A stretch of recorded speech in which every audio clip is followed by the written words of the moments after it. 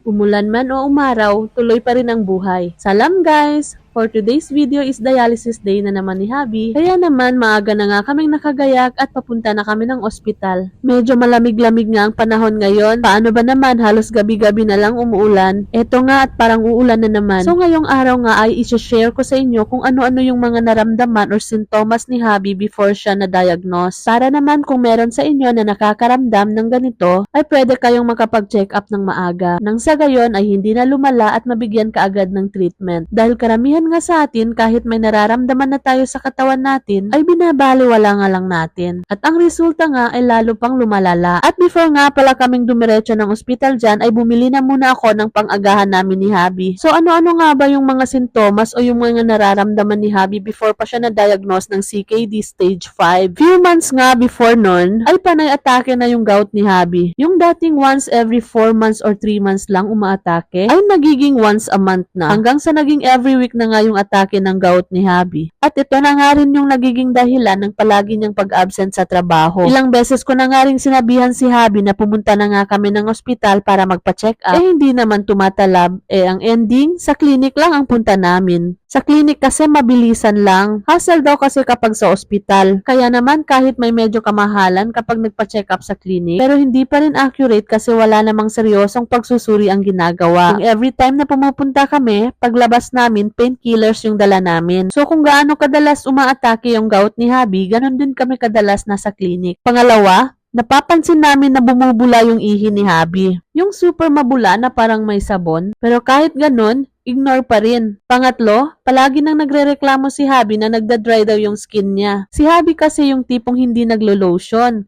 Kaya nagtataka rin ako kung bakit nagiging ganon. Kaya naman ang ginawa ko nga ay binilhan ko siya ng lotion. Ang pang-apat naman ay nagiging mabilis mapagod si Habi. Yung dating halos araw-araw niyang kinukulikot yung sasakyan ay bigla ring nagbago. Dahil konting ayos nga lang ang ginagawa niya ay agad na siyang napagod at sumasakit daw yung balakang niya. Panglima naman, ito yung few weeks before na-diagnose si Habi. Palaging sumasakit yung ulo niya. Yung sakit na halos tumulo yung luha niya dahil sa sakit. Sa punto nga na yun ay gustong-gusto ko na siya talagang dalhin sa ospital. Kaso ayaw pa rin nga ni Habi na magpadala. Sa clinic nga lang daw siya komportable. Dumating nga yung araw na nawawalan na siya ng ganang kumain. Yung halos lahat na kinakain niya ay isinusuka niya ulit. At sabay pa talagang umatake yung sakit ng ulo niya at pinulikat pa. At dahil nga nai-stress na rin ako sa mga panahong yon, ay pinilit ko talaga si Habi na dalhin ko na nga siya ng ospital. Pagkaratingan ng ospital ay basic check-ups lang yung ginawa. Chinek yung BP, blood sugar, ganon, at kinuhanan na nga rin ng blood sample si Habi. And after 2 weeks nga daw namin malalaman kung anong result ng blood sample. Kaya naman ang pag-isip ko, sana kung inagahan lang namin ay may resulta na kami ngayon. And 1 week nga before na lumabas yung resulta ng blood sample ni Habi, ay nahihirapan siyang matulog. Hanggang sa punto na nahihirapan siyang huminga kapag gabi. Noong unang gabi na nahihirapan siyang huminga, pinilit ko na siyang pumunta ng emergency. Pero talagang ayaw niya pa rin. Kasi naman si Habi sa buong buhay niya ay hindi pa siya na-o-hospital. Kaya naman sobrang worry niya kapag naririnig ang mga ganong bagay. Pero nung pangalawang gabi na hindi siya makahinga, sobrang kinabahan na talaga ako at dinala ko na talaga siya sa emergency. Sinamahan ko na talaga ng galit yung pagpipilit ko sa kanya. At the same time, pinalakas ko yung loob niya nang hindi ko nga siya pababayaan. Alam niyo ba guys yung mga sinasabi niya? Sobrang hindi siya makahinga na yung feeling na hindi na siya magtatagal. Kaya naman sobrang napaiyak talaga ako ng mga panahon na yon. Kaya naman pagkaratingan namin ng emergency ay agad na nga siyang inasikaso. Bumagsak na nga pala yung oxygen ni Habi kaya nilagyan siya kaagad ng oxygen pagkarating ng emergency. Kinuhanan na siya kaagad ng blood sample at tinurukan na ng doktor nang di ko alam kung anong gamot. At pagkalipas nga ng ilang oras na paghihintay ng resulta, ayun nga at napag-alaman na nga namin na may sakit nga sa kidney si Habi. Sari-saring emosyon nga yung mga naramdaman ni Habi nung mga oras na yon. Naalala ko nga na magkahawak kamay kami noon habang umiiyak. Si Habi naman umiiyak kasi nalulungkot daw siya paano na lang kung mawala siya. Paano na daw ako, sinong mag-aalaga sa akin, sinong makakasama ko, yung ganon. Sabi ko naman sa kanya, ano ba yan? Sobrang layo naman ang iniisip mo. Ni hindi pa nga natin nakakausap ang doktor.